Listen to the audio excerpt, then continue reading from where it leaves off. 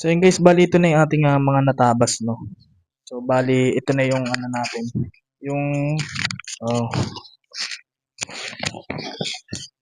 bali ito na yung ating natabas. Ito. Yan. Bali ang nangyari diyan apat na tagwa 100. Tapos ah bali ito natapusan natin yung mga pinto niya. Ito sa baba. Tapos na rin natin to.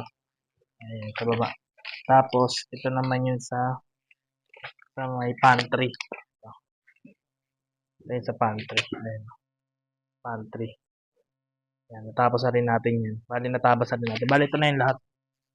Ito na yung lahat. Ito. Ayan, tapos dito. Ay, ito. Ito. Tapos, ito yung mga pinto. Ay, ito yung mga pinto. Tapos, ito yung sa yung open shelves na may pinto din sa baba. Tapos, ito naman yung mga back. Ito yung sa back niya. Ayan, kung mapapansin nyo, ito yung back. Tapos, mga sidings niya, ito. Sa ilalim. Tapos yan, bali yung dalawang cabinet na malalaki na yung mga nabuo natin ngayon.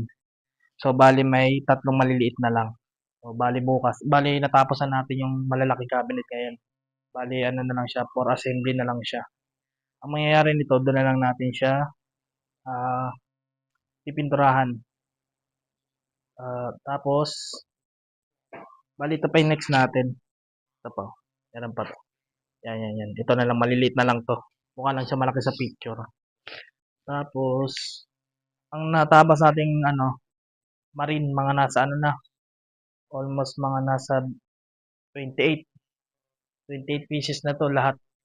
Bali meron pa doon sobra na 7 peraso. Bali yun, may mga maliliit pa tayo databasin. Ano lang naman to, semi duko siya.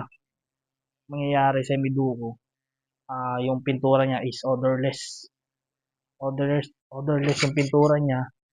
Tapos ano pa ba? Ah included doon yung mga partition, bali mga partition. Ano lang, maliliit lang naman yun kasi pang office lang talaga siya. Bali white siya, tapos naka-cladding siya. Yun, mabilis lang naman gawin yun. Siguro mga almost 1 month din. Tapos na tayo dito sa project.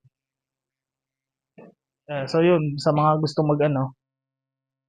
magpa-sketch o magpa-estimate, direct message yun ako sa aking messenger.